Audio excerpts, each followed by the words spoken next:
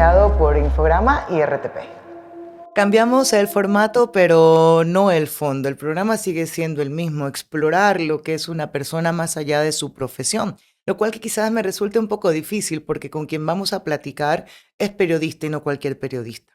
Más allá de los premios que ha recibido y los que está por recibir, una persona comprometida con su trabajo, la que tiene historias particulares que contar y dolorosas, y eso me entusiasmó a saber quién es Carol Noroña y de dónde vienes. Carol, ¿cómo estás? Gracias por esta conexión. Hola Fer, buenos días también a tu audiencia. Quiero agradecerte muchísimo por esta invitación tan bonita y con gusto para conversar contigo. Muchísimas gracias. Dale, primero te felicito por todo el trabajo que estás haciendo. Qué bien le haces al país, pero me detengo ahí para no caer en el periodismo, sino en la persona. ¿De dónde vienes, Carol? ¿De Mm. dónde eres tú? ¿Qué había en tu hogar? Bueno, yo vengo del sur de Quito. Yo pues soy una periodista quiteña y crecí en el sur de la ciudad, en un barrio que se llama Turubamba, ¿no? Y es muy interesante también porque, pues usualmente los colegas, por ejemplo, en Quito, usualmente vienen de otras familias, por ejemplo, pero no, yo vengo de un barrio, ¿no? De un barrio además que está como muy aledaño a Solanda, que es uno de los barrios históricos de la ciudad, Mm, y donde también vimos muchas cosas, ¿no? Por ejemplo, en mi barrio había muchas naciones, como en su momento los Latin Kings, los Vatos Locos, los Wu-Tang Clan, y también ver las persecuciones, pero también ver cómo se creaban, como por ejemplo estos grupos de rap como Mugresur en su momento en nuestros barrios.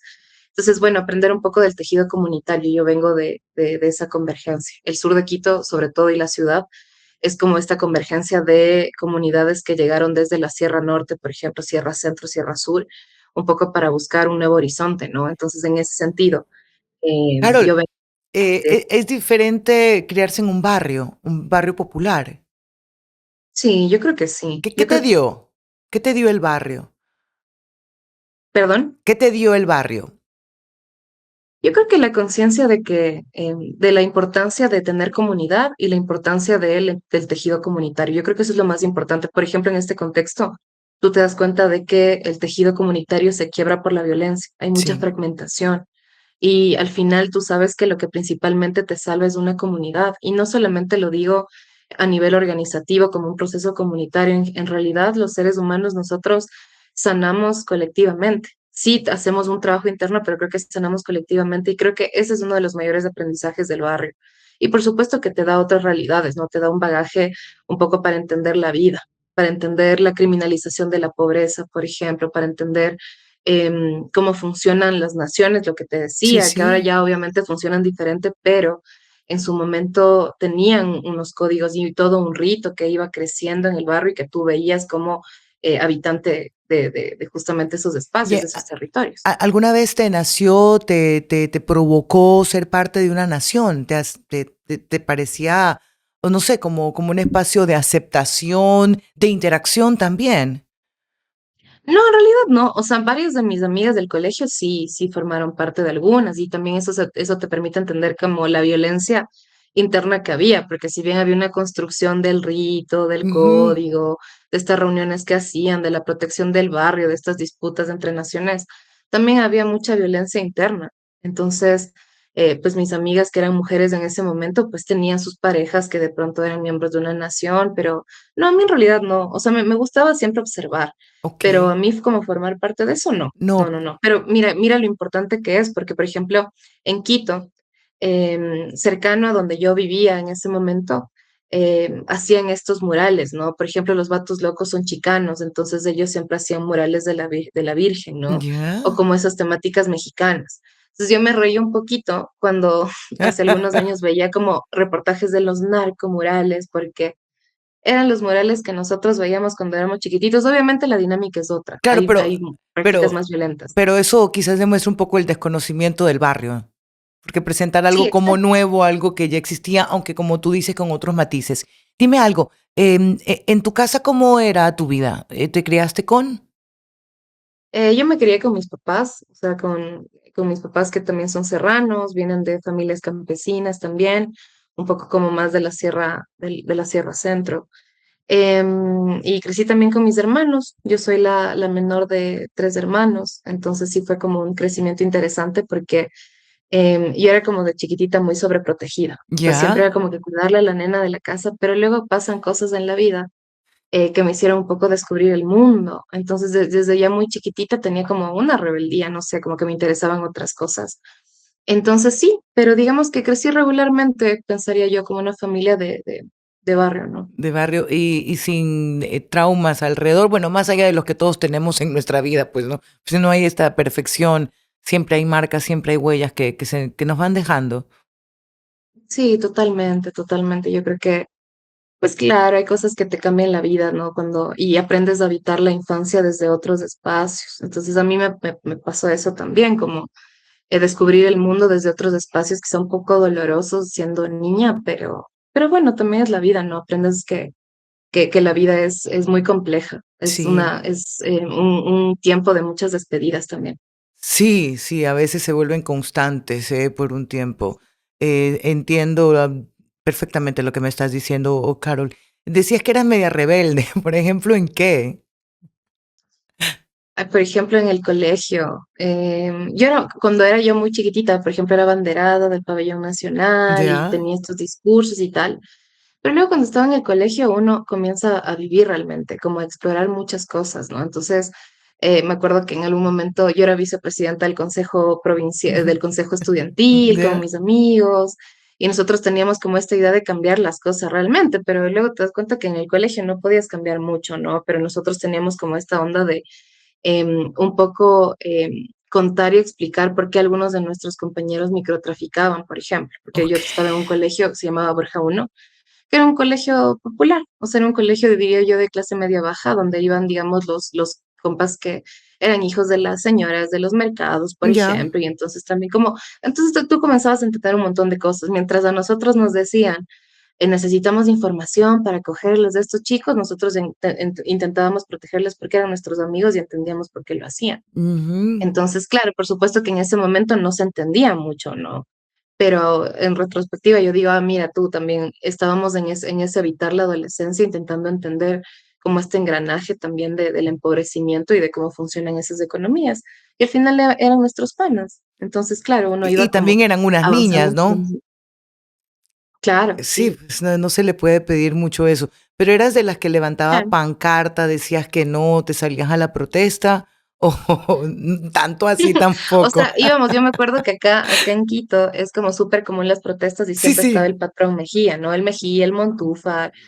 de Nosotros no cajón. éramos tanto así, pero sí, sí, digamos que siempre estábamos como, o sea, teníamos como lo social muy metido también, pero también sí debo decir que, no sé, pues ahí en el colegio te pegas las bielas, ¿no? Entonces estás ahí como que en eso de preocuparte por explorar otras cosas de la Cierto, vida. Entonces nosotros estábamos como en ese espacio y aprovechábamos de estos, entre comillas, lugares de poder, que en realidad no lo teníamos mucho porque éramos estudiantes, para al menos decir algo. ok. Entonces eso era importante en ese momento, claro. ¿Te costó algo tu rebeldía? Mm, Yo creo que no. O sea, más allá de perder esta percepción que la gente de pronto tenía, yo pensaba el otro día, conversaba con nuestras amigas que a veces se nos pone muchas expectativas, como que tienes que seguir cierto camino, Sí, puedes equivocar. Y para mí ha sido eso, es como que a mí me formaron como una niña modelo, como no se equivoca, estudia mucho, no hace travesuras. Y lo cierto es que a mí me encanta hacer travesuras, o sea, desde que era niña. Desde que era niña. ok, Entonces, sí, entonces creo que lo que perdí fue eso, pero ok. no, o sea, no siento que haya sido como una pérdida grande. Y Carol, ¿y quién te modelaba así? ¿Tu mamá o tu papá?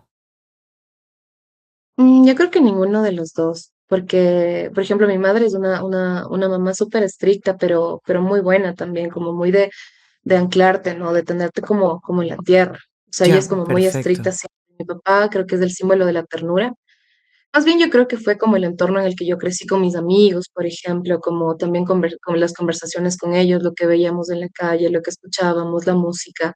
Yo creo que más bien vino desde ese lado. Ya, Pero claro, mira, por ejemplo, ajá. mi mamá era sindicalista, entonces las primeras protestas, ella trabajaba en el Ministerio de Salud, entonces ellas iban a la protesta para, obviamente, conquistar, digamos, o exigir los derechos laborales de los trabajadores. Entonces yo a veces cuando mi mamá me decía, ¿por qué andas metida en esto? Mira tú, o No sea. tuve un gran ejemplo. Sí, claro, ajá. O sea, como que verás, te explico, yo tenía una mamá que se iba a las marchas, ¿no? Imagínate, imagínate, o siempre me Ay, me has dice hecho como, reír. ¿por qué estás hablando con las personas presas o ni sé qué? Y ella es una persona súper generosa que siempre está como intentando ayudar. Ajá. Entonces, claro, a veces como que piensan que uno es ajeno y en realidad como que va replicando ciertas cosas, pero también uno es construido con base a lo que vas conociendo, ¿no? Y a tu círculo y las realidades que conoces y a lo que te arriesgas también, eso te constituye finalmente. Y tú fuiste creciendo en este barrio, como lo has definido, con sus características, con sus colores distintos. Te quedaste, yo sé que hoy tienes otra realidad a partir de la inseguridad, pero ¿te quedaste siempre en ese barrio o migraste? Siempre crecí en ese barrio, antes de las amenazas y pues todo ese tema, Sí, siempre. A mí me encanta el sur, o sea, siempre me ha gustado el sur. De hecho, siempre cuento que cuando yo estaba en este autoexilio desde el 2023, claro, en un principio te ubican en barrios, ¿no? Como para que estés más seguro, pero ya a medida que pasaba el tiempo, obviamente por un tema de presupuesto, pero también de sentirte un poquito más cerca del barrio. Yo ajá, me acuerdo que vivía en Bogotá un tiempo y yo me fui a Suba. Suba es una zona que es ya en las afueras de la ciudad, pero es un barrio, o sea, hay tricimotos, la gente sale, la o sea, tienes bulla. como más de ese tema de conocer a los vecinos. Entonces sí era como lo que me hacía sentir cercana de alguna forma a una ciudad que se parece tanto a la mía. Entonces sí, sí, sí, siempre, siempre. Siempre ha sido el barrio. Y te preguntaba Sí. que quién te había modelado como niña perfecta, quién esperaba o quién tenía tantas expectativas sobre ti. Yo creo que mis papás, ¿Sí? yo creo que mis papás, pero también, es que también les entiendo en el sentido de que ellos no tuvieron como mucha escolarización, ¿no? O sea, tuvieron que trabajar desde que eran muy niños. Mi mamá siendo una niña migró a Quito Qué y mi duro. padre comenzó a trabajar desde que tenía 13 años. Entonces, obviamente ellos proyectan, ¿no? Como este esfuerzo. Y claro, al final, digo, les entiendo mucho y en ese momento era como una retribución. Pero claro, era esta idea, ¿no? De construirte como una persona que podía ser alguien y luego tú entiendes que para ser alguien no tienes que ser perfecta o no tienes, no puedes vivir sin un margen de error. O sea, al final nosotros los seres humanos creo que somos mucho absurdo también, como mucha luminosidad y errores y contradicción, pero también somos mucho del absurdo. Creo que eso también a veces nos falta reconocer. ¿Cuáles son tus absurdos? Los tuyos. Yo siento que tengo yo siento que también tengo como muchas contradicciones, o sea, a veces Ah, que pienso, digamos, em, no sé, el otro día conversaba con mi psicóloga, por ejemplo, y me decía: "Tú eres como súper punitivista contigo misma, o sea, te como te das azotas. muy duro todo Ah. el tiempo". Y me decía: pero piensa tú cómo hablas con las personas privadas de la libertad". Entonces me decía: "Mira como esa paradoja tan enorme que tú hablas de la dignidad para estas personas, pero te pasas dándote duro todo el tiempo, y todo el tiempo, y todo el tiempo". Y obviamente es un absurdo, digamos, que tiene más profundidad, pero yo decía: "Guau", también cómo nos construimos, cómo la culpa también está súper arraigada, y eso nos hace como cometer errores muchos en la vida, ¿no? Y, Entonces sí, como que diría que eso. y darnos contra el planeta. Fíjate que esa palabra culpa Claro. tiene tremenda carga, porque es Sí, totalmente. muy fuerte. Es tu culpa, es mi culpa, y de repente quizás si la cambiamos por responsabilidad suena menos duro, ¿verdad? Es otra cosa, es que hay que Claro. hacerse cargo. Porque es que la culpa es como que uno mira para atrás pensando que puedes corregir, ¿no? Como corregirlo en el futuro, pero eso no funciona mucho así. Más bien como que el hacerse cargo, como tú dices, es bueno, okey, o sea, que qué se puede reparar y Ok. cómo seguimos para adelante.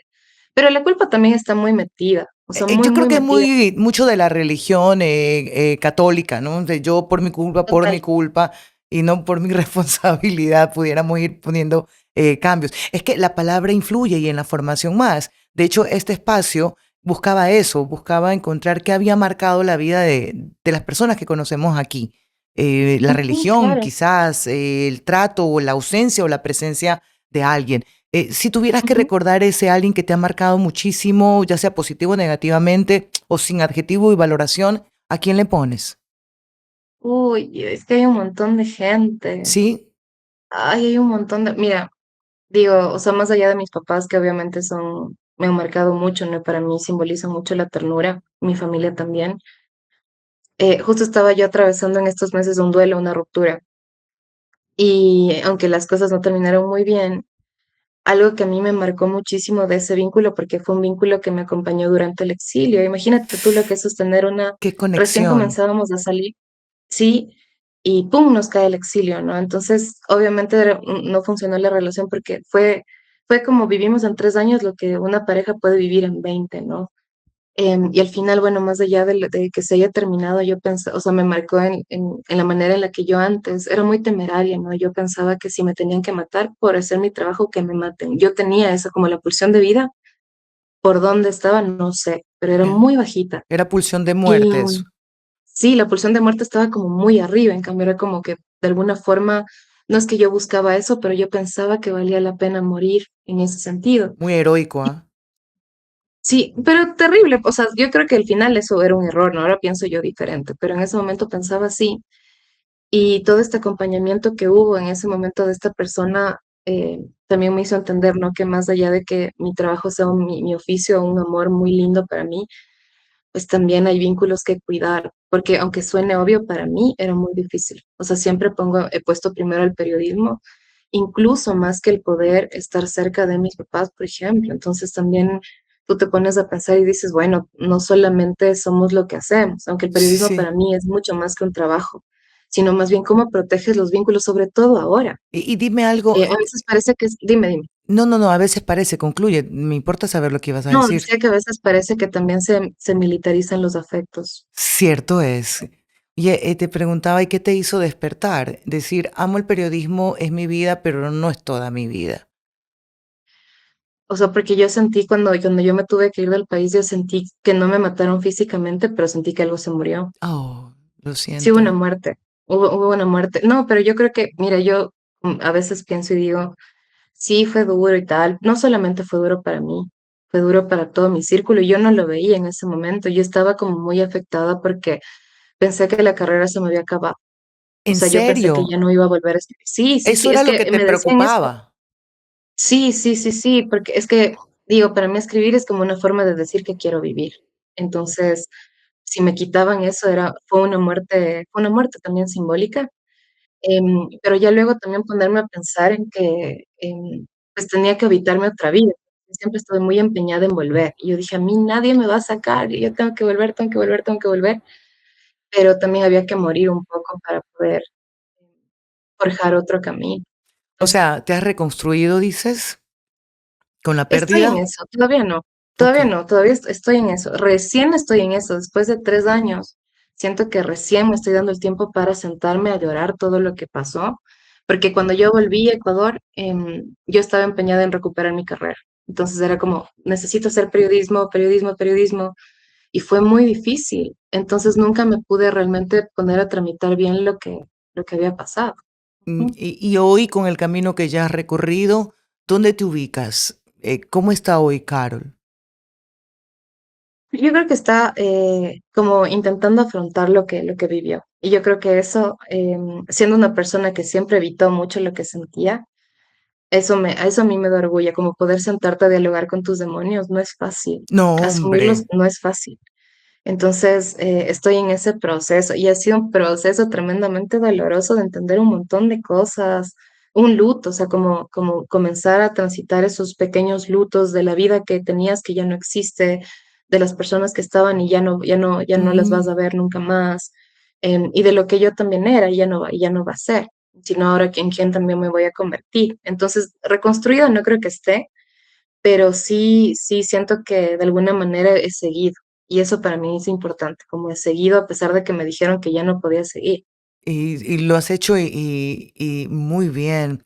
¿Cómo administras la alegría de un premio versus la reconstrucción que estás haciendo ahora de tu vida, de tu ser? ¿Sabes que justo, que nos cuentan esto de la nominación del premio al premio Gabo, que obviamente, o sea, para nosotros como periodistas es como solamente la nominación Ya ya es es. un premio. O sea, yo no sé, no tengo expectativas, Ya. sinceramente no tengo expectativas, pero ya solo estar ahí, como guau. Pero, yo recuerdo que las primeras personas que yo les comuniqué después de que me contaron a mí fue justamente las familias buscadoras. Antes de anunciarlo, yo les conté, porque era un trabajo que no hubiese sido posible sin la presencia de las familias.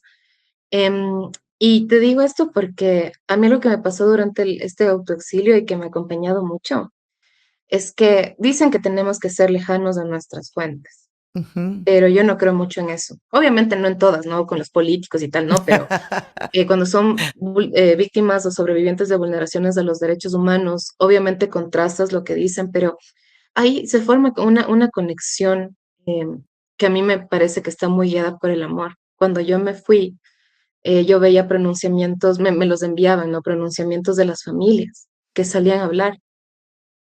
O cuando lancé mi libro, estuvieron ahí todas las familias de las que yo había escrito. Wow, Entonces, y ahora es igual.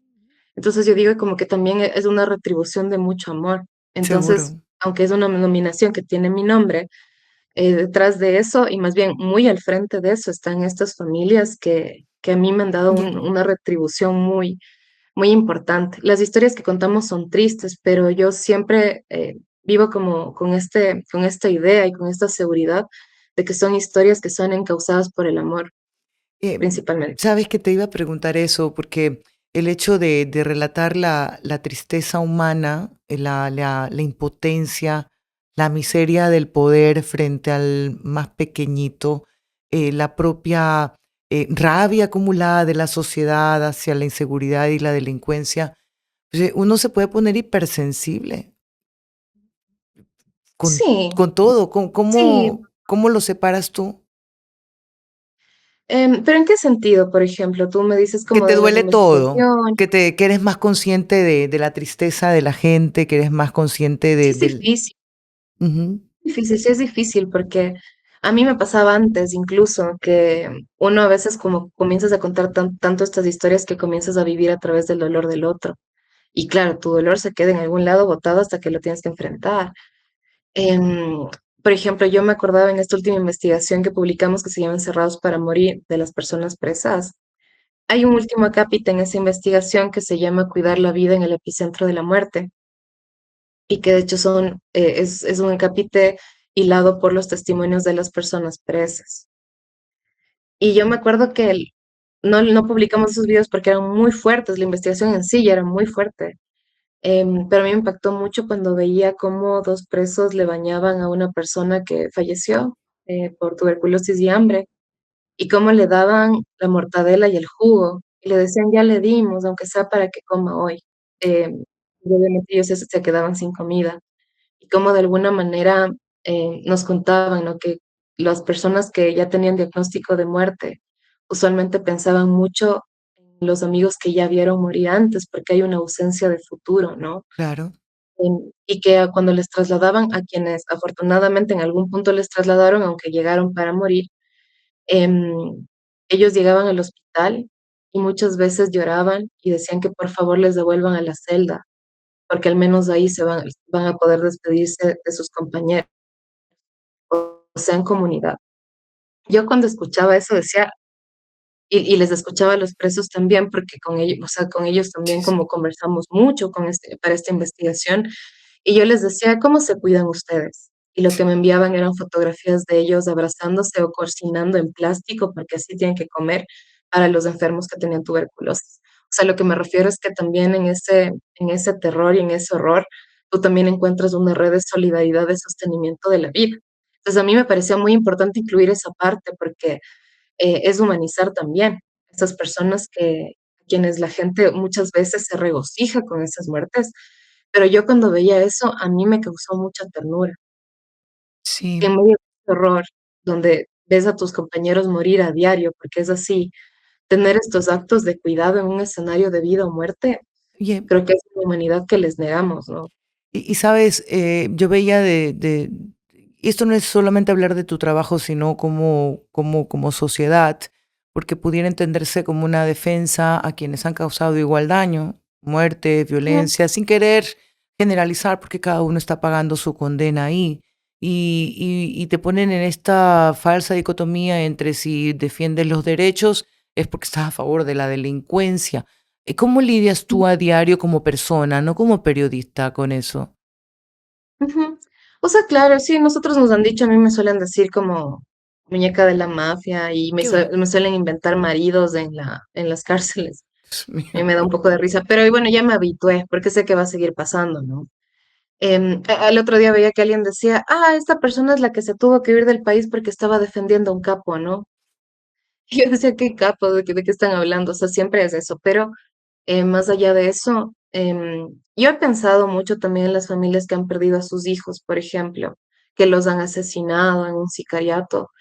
Y la reparación es algo que es muy particular de cada persona. O sea, para una familia la reparación quizás sea que encarcelen al agresor, ¿Cierto? para otra familia la reparación puede ser una fundación en nombre de la persona que asesinaron, es decir, o unas O la disculpas muerte. públicas, exacto, la muerte, la justicia. Entonces, Mm, digamos, yo respeto mucho eso también, porque no, yo no estoy para decir si es que usted piensa en algún tipo de retribución o en algún tipo de reparación, pues yo no soy quien para decirle que usted está pensando bien o mal, la gente sacará sus conclusiones. ujú. Pero lo que discutimos acá no es la defensa de los delitos, lo que estamos discutiendo acá es que en un Estado de Derecho tiene que haber un debido proceso y la creación de un sistema de rehabilitación, porque la gente piensa que los presos son como muy ajenos, pero en realidad si es que tú implantas y creas, digamos, y construyes un sistema de rehabilitación, pues obviamente estás aplicando una estrategia de seguridad de prevención del delito. A corto O y sea, largo plazo, principalmente. la gente no lo ve Y luego, así.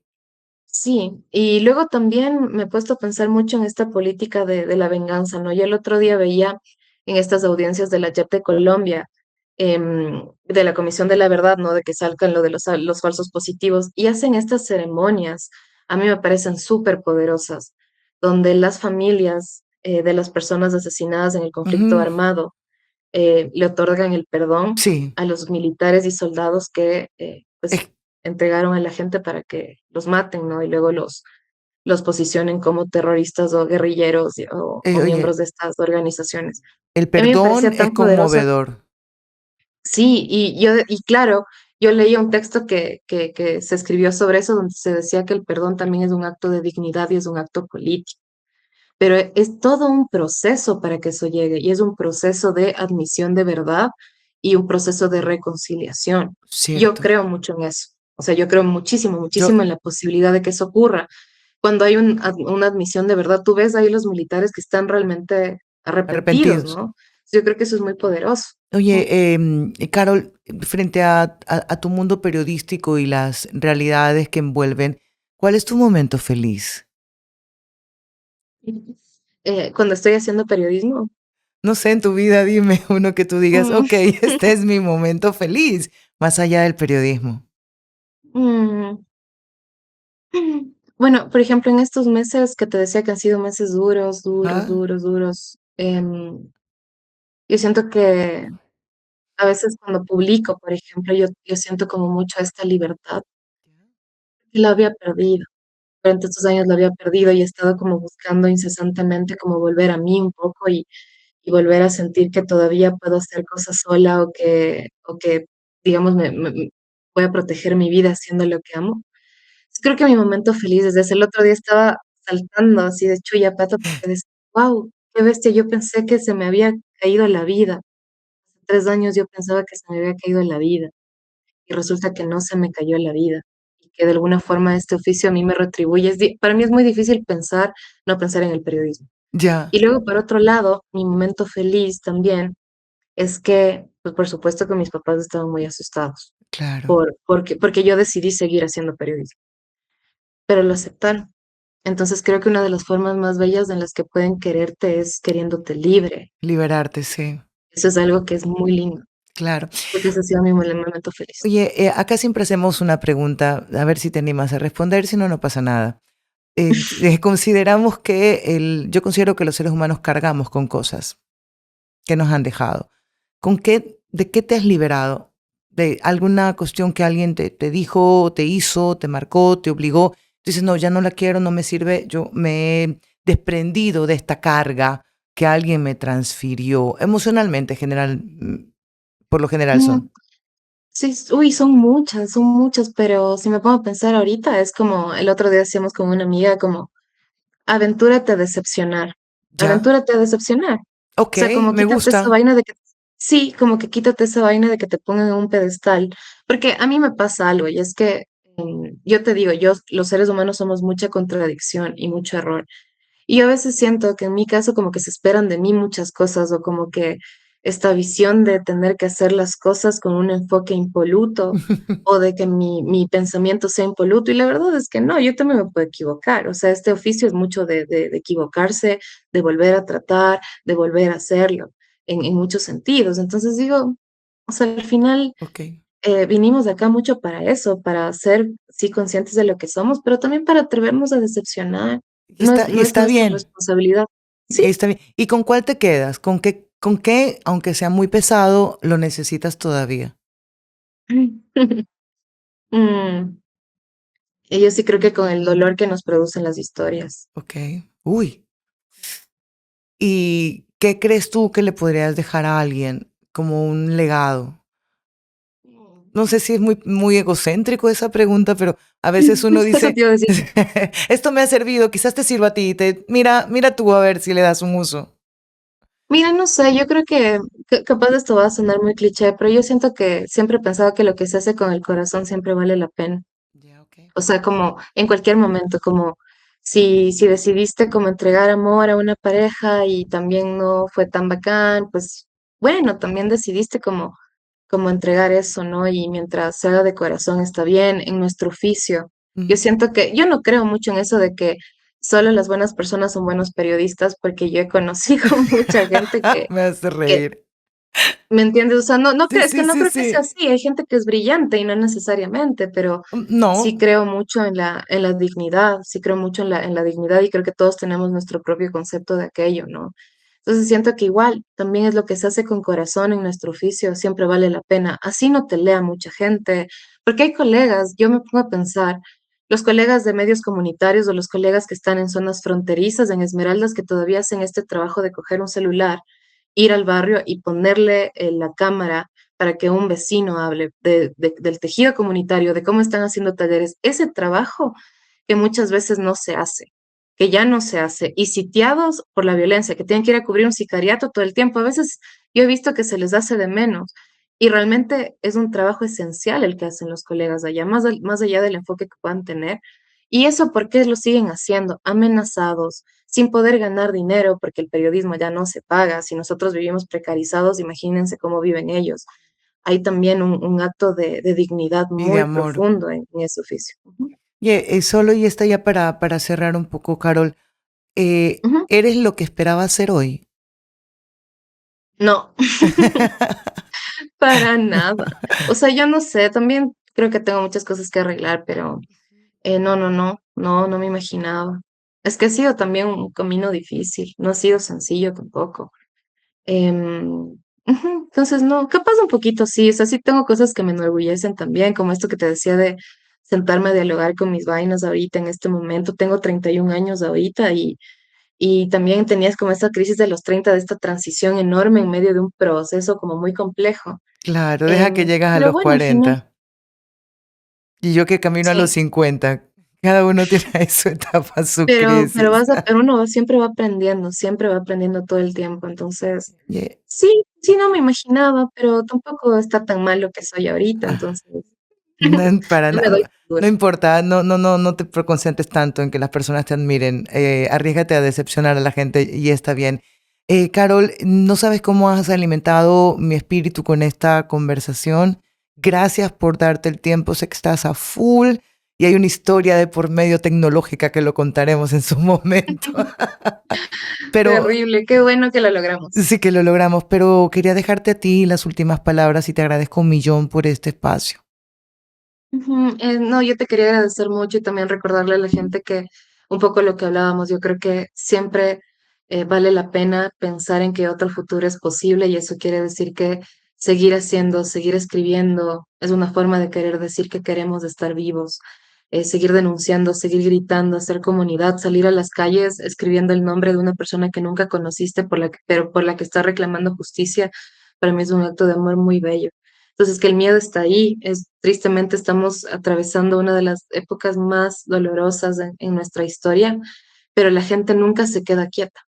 Entonces, creo que eso también es parte de una resistencia, de un proceso de resistencia Y para hacernos esa pregunta, en 30 años, por ejemplo, nos preguntarán qué hacíamos nosotros en este tiempo, en dónde estábamos, qué decíamos. Entonces creo que quizá honrar un poco eso por las muertes de tantas personas, ¿no? Y seguir haciendo un poco de memoria para que eso no se pierda. Te Ujú, eso. deseo, muchísimas gracias, Carol, te deseo un camino de esa reestructuración o recomposición que estás haciendo sobre tu vida. Sí deseo que tengas espacio de felicidad, pero lo que más deseo es que en algún momento puedas regresar con tranquilidad al país. Por lo menos relativa tranquilidad, porque el absoluto no existe, pero nos debemos el café. Hoy fue virtual, estoy segura que Obviamente. lo vamos a No, yo hacer en estoy en el persona. país, o sea, yo estoy en el país, o sea, ¿Cuándo estoy en Ecuador. regresaste? Yo regresé a finales del 2024. O sea, estoy aquí y allá, Ah, nunca ya, ok, estoy en un solo lugar. Sí, ok, pero yo estoy aquí. De entiendo. hecho, recién estuve en Guayaquil también. Sí, sí, ya estoy acá. Ya, ok. Y abrazarte nada más y decirte que esa reconstrucción sea fantástica. Gracias, gracias, Fer, un gusto enorme. Y gracias a ti y a todo tu equipo. Muchísimas A gracias. ti, a Carol Noroña, gracias a ustedes por estar y por compartir este espacio de donde vengo. Gracias a Infograma TV y también a RTP por su transmisión. Hoy cierro diferente porque amerita, porque estoy convencida, porque hay que decirlo, porque hay que repetirlo.